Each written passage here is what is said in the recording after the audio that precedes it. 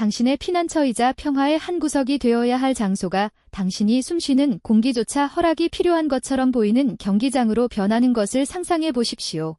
이것이 바로 자신의 집에서 자신의 가장 기본적인 권리가 짓밟히는 것을 목격한 한 여성에게 일어난 일입니다. 처음에는 냉장고에서 간단한 요구르트를 꺼내려고 할 때 손을 세게 때렸고, 그 다음에는 남편이 마지막으로 다음과 같이 말했습니다. 숨을 쉬기 위해서라도 동의가 필요합니다. 이것은 영화 장면이 아닙니다. 집이 적의 영토가 되었을 때 많은 사람들이 직면하는 잔인한 현실입니다. 그리고 그것이 모든 것이 시작된 방식입니다. 차가운 표정, 경멸로 가득 찬 한숨, 어떤 말보다 더 크게 비명을 지르는 침묵. 스베틀라나는 약혼자 스타니슬라우스의 집 문을 처음으로 지나갔을 때 공기 중에 칼날처럼 배는 긴장감을 느꼈습니다. 그녀의 시어머니인 갈리나 유리예브나 걸리너 유리여프너는 마치 그 소녀가 그녀의 아들뿐 아니라 그녀의 마지막 권위까지 훔치러 오는 침입자라도 되는 것처럼 위에서 아래로 시선을 돌리며 그녀를 맞이했다. 거의 으르렁거리는 듯한 건조한 단령 소리만이 그녀가 마땅히 받아야 할 전부였습니다. 순진한 스베틀라나는 그것이 단지 엄마의 초조함이라고 생각했습니다. 당신이 얼마나 틀렸어요. 결혼식은 단순하고 거의 신중했습니다. 손님들이 웃고 건배하는 동안 갈리나 유리예브나는 쓴 입으로 앉아 있었고 수저마저도 흔들릴 만큼 연극적인 한숨을 내쉬었다. 다음 날 스테너슬로의 전화는 멈추지 않았습니다. 마치 아들이 감히 자신의 삶을 건설하여 범죄를 저지른 것처럼 외로움과 버림에 대한 어머니의 애도가 몇 시간 동안 이어졌습니다. 스베틀라나는 부드러운 마음으로 일요일 점심에 그녀를 초대하는 게 어때요? 라고 제안했습니다. 그것은 심연으로 들어가는 첫걸음이었습니다. 아파트는 작았지만 그들의 소유였습니다. 비좁지만 힘들게 얻은 공간이었습니다. 그녀는 치과 진료소의 접수원으로 일하고 있었습니다. 그 사람은 회사의 영업사원이에요. 그들은 자신의 집의 계약금을 지불하기 위해 한 푼도 모았습니다. 6개월 전까지 폭탄이 터졌습니다. 걸리너 아이어리브너는 자신이 살았던 공화국의 이웃과 큰 싸움을 벌였습니다. 그녀가 내 음식을 훔쳤다. 그녀가 나를 고문하려고 새벽에 소리를 낸다. 그녀가 함정을 설치한다. 등의 비난이 쏟아졌다. 이전에는 침착했던 스테너슬로는 걱정으로 체중 감량을 시작했고 직장에서 방해가 된다는 이유로 꾸중을 들었습니다. 그러던 어느 날 밤 그는 다음과 같은 치명적인 말을 했습니다. 스베트, 그녀는 이렇게 혼자 있을 수 없어. 그녀가 다른 곳을 찾을 동안 잠시 그녀를 여기로 데려오자. 스베트라너는 저항하려고 했습니다. 우리는 공간이 없습니다. 우리 둘 다 거의 들어갈 수 없습니다. 그러나 남편의 애원하는 표정에 그녀는 굴복했다. 최대 한 달 그들은 동의했다. 껌처럼 늘어나는 한 달, 영원히 될 때까지. 첫날 걸리너 유리어프너는 세 개의 거대한 여행 가방과 함께 풍수의 규칙에 따라 집을 재구성하는 임무, 즉 그녀의 방식으로 도착했습니다. 스베틀라나는 삼켰다. 두 번째로 그는 냉장고에 있는 음식의 절반을 쓰레기통에 버리며 이것은 독이다 라고 선언했습니다. 스베틀라나는 이를 악물었다.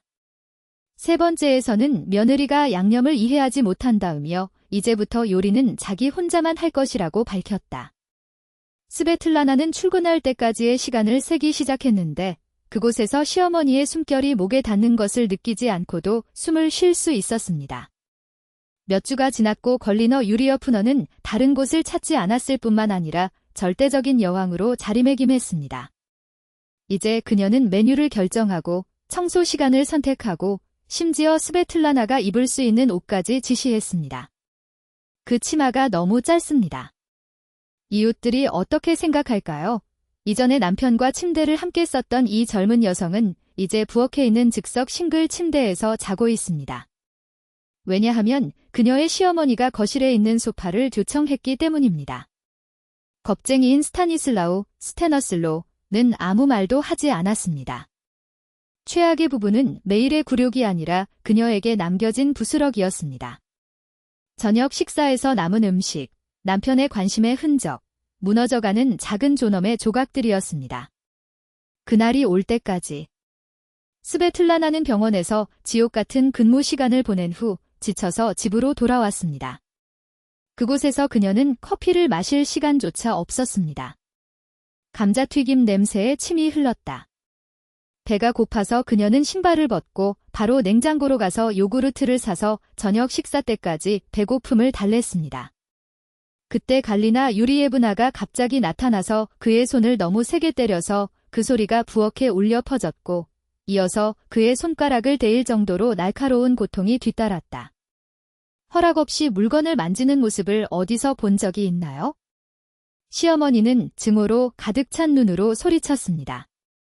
나는 식사를 계획하는데 당신은 도둑처럼 냄새를 맡으러 여기에 오나요? 스베틀라나는 얼어붙었고 고통보다는 수치심 때문에 눈물이 눈을 찔렀습니다. 그가 반응하기도 전에 스테너슬로는 캥거루 법정의 판사처럼 이리저리 쳐다보며 부엌으로 들어갔습니다. 무슨 일이에요? 그는 그것이 어머니의 잘못이 아니라는 것을 아는 사람의 어조로 물었습니다. 당신의 아내는 묻지도 않고 냉장고를 뒤질 수 있다고 생각했습니다. 마치 스베틀라나가 극악한 범죄를 저지른 것처럼 걸리너 유리어프너를 비난했습니다. 내가 요리를 하고 있는데 모든 것을 계산했는데 그녀가 내 계획을 망치러 왔어요. 스타니슬라우스는 망설였다. 스베틀라나는 그를 바라보며 약간의 지원을 바라며 간청했습니다. 그러나 나온 것은 찌르는 것이었습니다. 네, 스베트. 그녀 말이 맞아요. 물어봤어야 했는데. 우리 엄마는 우리를 위해 너무 열심히 노력하세요. 진심인가요? 스베틀라나의 목소리가 떨렸다. 그녀가 나를 공격했어요. 내 집에서. 과장하지 마세요. 그는 얼굴을 비틀며 대답했습니다. 그냥 탭한 것뿐이었어. 엄마는 긴장하고 피곤해. 팻. 스베틀라나는 믿을 수 없다는 표정으로 반복했습니다. 좋아요. 걸리너 유리어프너가 의기양양하게 말했습니다. 버릇없는 소녀. 그녀는 불평하는 방법만을 알고 있습니다. 난 여기서 일하고 있는데 당신은 항상 드라마를 만들고 있어요. 스베틀라나 내부에 무언가가 파손되었습니다. 그녀는 스타니슬라우스를 바라보았습니다. 1년 반 전에 무엇보다도 그녀를 사랑하겠다고 맹세했던 스타니슬라우스는 그녀의 방패이자 안전한 피난처가 되겠다고 약속했지만 낯선 사람만 보았습니다. 사랑했던 여자보다 모성폭정을 선택한 남자. 알겠습니다. 그녀는 겁이 날 만큼 차분한 태도로 말했다. 더 이상 말이 없었습니다. 스베트라너는 등을 돌리고 휴대폰을 꺼내 친구 키러에게 오늘 밤 거기에서 자도 될까요? 라고 입력했습니다. 응답은 즉각적이었습니다. 물론이죠. 몇 분 안에 그는 서류, 갈아입을 옷, 위생용품 등 필수품을 모았습니다. 그가 부엌을 지나갈 때 갈리나 유리에브나와 스타니슬라우스는 공모자처럼 속삭였다. 그녀가 가방을 들고 있는 것을 본 시어머니는 이렇게 말했습니다. 어디서 그렇게 서두르나요? 자리 비움 스베틀라나는 뒤돌아보지 않고 대답했습니다. 그 아파트의 문을 닫는 것은 감옥에서 나가는 것과 같았습니다. 그는 가슴에 눌린 무게에도 불구하고 몸이 가벼워진 듯 천천히 계단을 내려갔다. 밖은 밤이 습했고 도시에는 가랑비가 내리고 있었습니다. 택시 안에서 마침내 눈물이 흘렀다. 키러는 그녀를 따뜻한 차와 꼭 껴안으며 환영하며 주문처럼 반복했습니다. 괜찮을 거예요. 알게 될 거예요. 그리고 바로 그날 아침, 카모마일 한 잔과 빌린 시트 사이에서 스베틀라나는 자신의 내면에서 새로운 무언가가 태어나는 것을 느꼈습니다. 그것은 단지 분노나 고통이 아니라 차갑고 명쾌하고 확실했습니다. 그녀는 다시는 돌아오지 않을 것입니다. 다음 날 아침 그는 스테너슬로에게 전화를 걸었습니다. 목소리는 마치 다른 사람의 목소리처럼 확고했다. 내 물건을 가져와야 해요. 나는 오늘 오후에 거기에 갈 것이다. 스베트, 바보 같은 소리 하지 말고 집에 와서 얘기하자. 그는 거짓처럼 들리는 절박한 마음으로 간청했습니다. 할 얘기가 없어요. 나는 2시에 거기에 갈 것이다. 그녀는 정시에 도착했습니다. 스타니슬라오는 눈 밑에 다크서클이 생긴 채 문을 열었고 그의 얼굴은 잠 못 이루는 밤으로 얼룩져 있었습니다. 걸리너 유리어프너는 얼굴에 승리의 미소를 지으며 소파에 앉아 있었습니다. 스베틀라나는 말 한마디 없이 그것들을 지나갔고 가방에 그녀의 몇 가지 물건을 가득 채웠고 아이러니컬하게도 그곳에 그녀의 남은 것이 얼마나 적은지 깨달았습니다. 진심이 아니군요. 스테너슬로가 문을 막으며 중얼거렸습니다. 그녀는 그를 바라보았고 몇 달 만에 처음으로 그녀의 눈에는 두려움이 전혀 없었습니다. 나는 그렇게 진지한 적이 없었습니다. 내가 과장하는 그런 말도 안 되는 소리는 하지 마세요. 스베틀라나는 마른 딸깍 소리와 함께 여행 가방을 닫았습니다. 당신 어머니가 나를 공격했고 당신은 어머니 편을 들었습니다. 이것의 과장은 어디에 있습니까? 그녀는 당신을 다치게 하고 싶지 않았습니다. 스테너슬로는 문 손잡이를 지나갈 때 손가락이 떨리면서 말을 더듬었습니다. 그녀는 단지 긴장하고 많은 일을 겪었습니다. 그리고 당신은 당신이 이기적이라는 것을 이해할 수 없습니다. 이기적인. 스베틀라나는 명백한 진실을 확인하는 듯 고개를 끄덕였습니다. 불만 수첩에 다른 것을 적었나요? 아니면 이미 레퍼토리를 다 써버렸나요? 그는 마치 자기 앞에 있는 여자를 더 이상 알아보지 못하는 듯 그녀를 멍하니 쳐다보았다. 바로 그때 걸리너 유리어프너가 문장처럼 몸을 꼿꼿이 세운 채 방에서 나타났습니다. 여기서 나가세요. 그는 승리의 미소를 지으며 입술을 비틀며 침을 뱉었습니다. 우리는 당신이 필요하지 않습니다. 스테너슬로는 당신처럼 쓸모없는 아내가 아니라 품이 있고 열심히 일하는 아내를 찾을 것입니다. 확실히 스베틀라나는 동의했고 너무 침착해서 자신조차 겁을 먹었습니다. 하지만 먼저 그 사람이 나와 이혼해야 할 거예요. 그는 답변을 기다리지 않았습니다. 그는 가방 2개와 여행 가방을 건물 문까지 끌고 가면서 앱을 통해 택시를 불렀다. 회색 콧수염을 기른 운전자는 묻지도 않고 모든 것을 트렁크에 싣는 것을 도왔습니다. 차에 타기 전에 그녀는 위를 올려다보았다. 3층에서는 스타니슬라우스가 창가에 서서 죄수처럼 손을 문턱에 얹고 있었습니다. 그 옆에는 갈리나 유리에브나 걸리너 유리어프너의 실루엣이 움직이며 말을 하고 있었고 항상 말을 하고 있었다. 스베틀라나는 자신이 말하는 내용을 알기 위해 들을 필요가 없었습니다.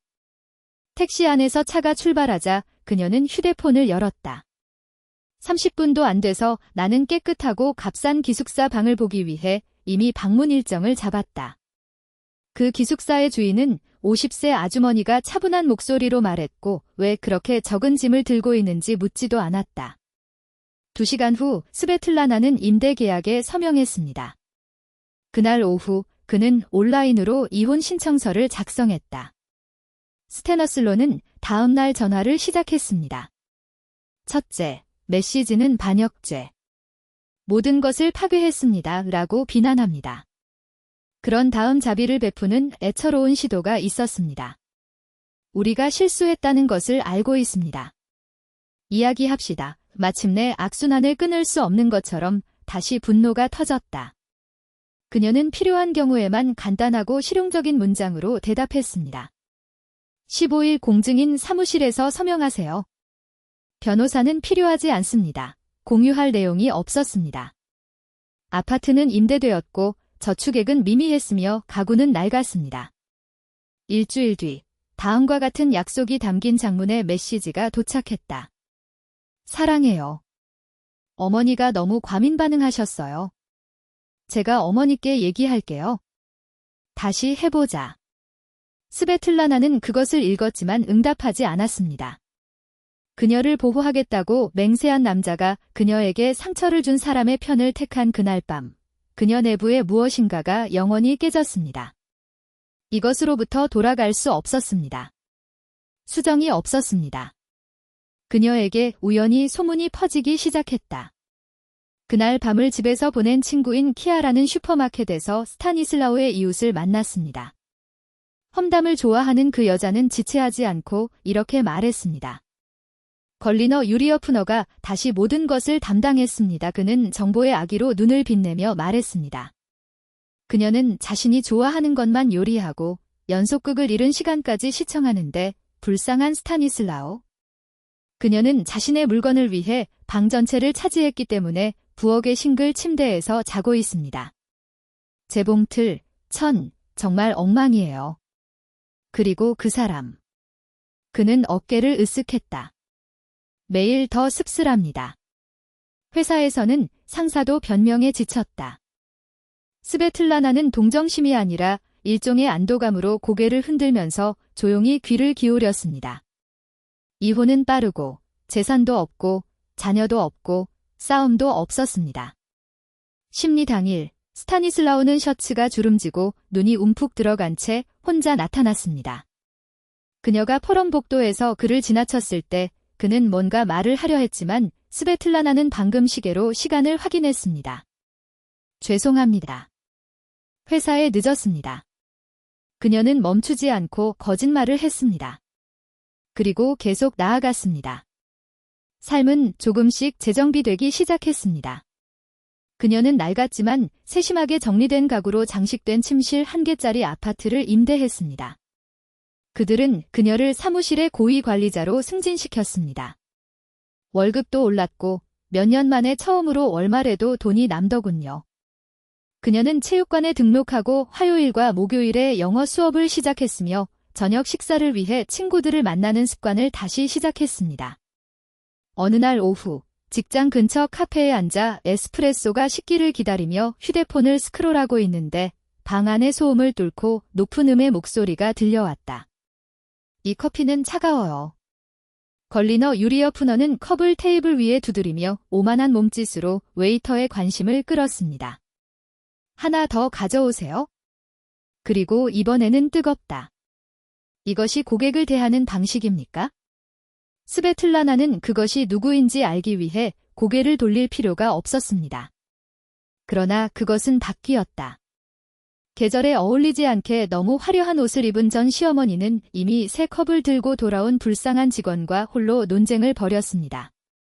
갈리나 유리예브나 걸리너 유리어프너와 눈이 마주쳤을 때 그녀의 얼굴에는 독한 미소가 퍼졌습니다. 아, 전 며느리 그는 음절을 끌어내어 연극적인 발걸음으로 다가갔습니다. 아들이 없는 삶은 어떤가요? 분명 후회할 거예요. 그렇죠?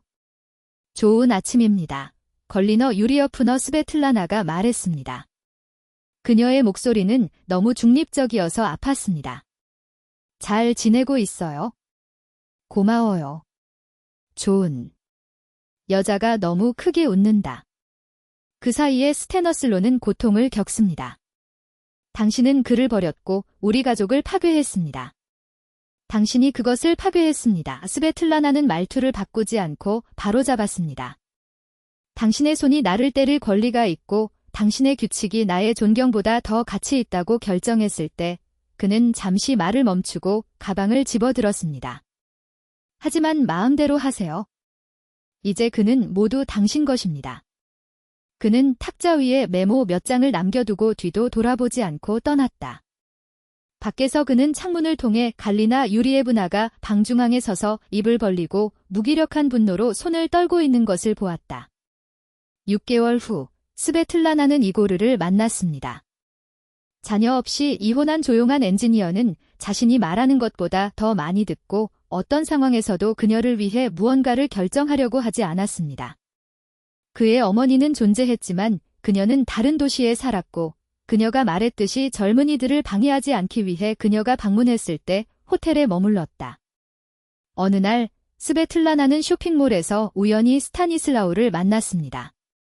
그는 식료품 가방을 들고 있었고 셔츠는 헤어져 있었고 얼굴에는 더 이상 일시적이지 않은 피로가 가득했습니다.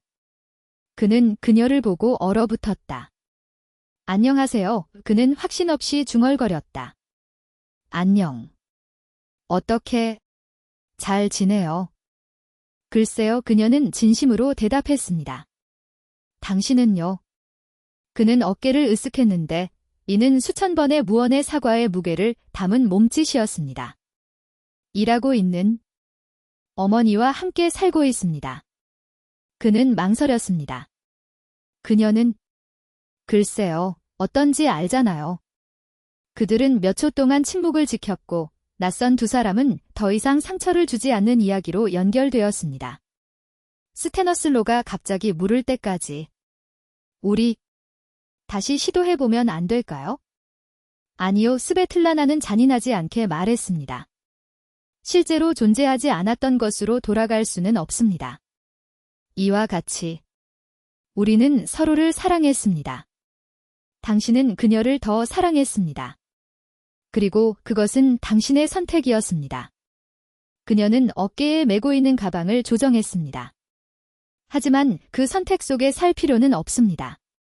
그는 떠나려고 몸을 돌렸다.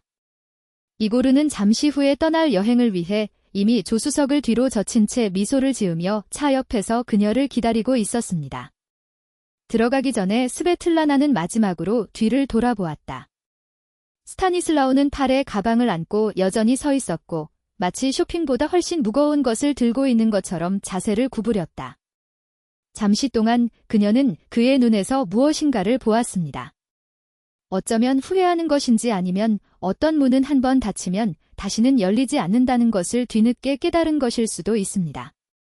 1년 후 그녀와 이고르는 파티도 연설도 없이 민법으로 결혼했습니다.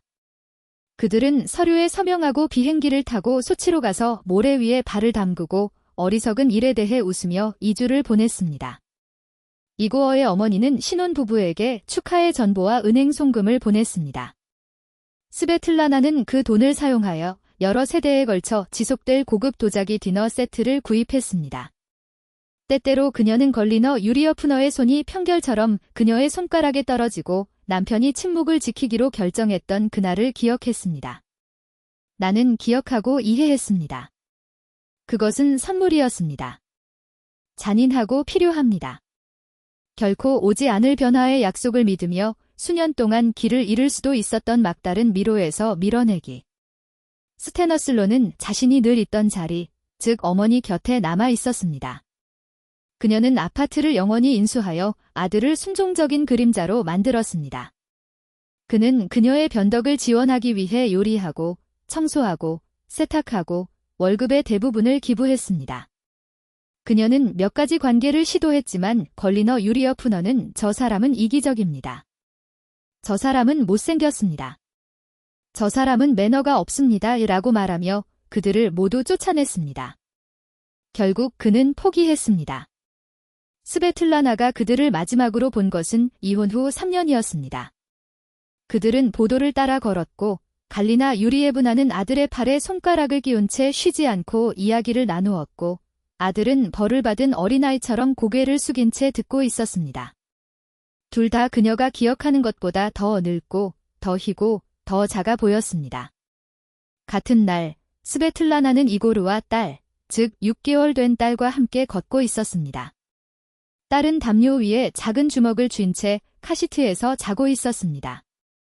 이고르는 조심스럽게 담요를 정리했고 그들은 뒤도 돌아보지 않고 앞으로 나아갔습니다. 스테니슬로스는 돌아섰습니다. 순간 그와 그녀의 눈이 마주쳤다. 거기에는 무언가가 있었습니다. 그리움일 수도 있고 인생은 우리가 아무리 원해도 되돌아가지 않는다는 뒤늦은 깨달음일 수도 있습니다. 하지만 이미 너무 늦었습니다. 그리고 어떤 것들은 한 번 망가지면 고칠 수 없습니다. 방금 교체했습니다.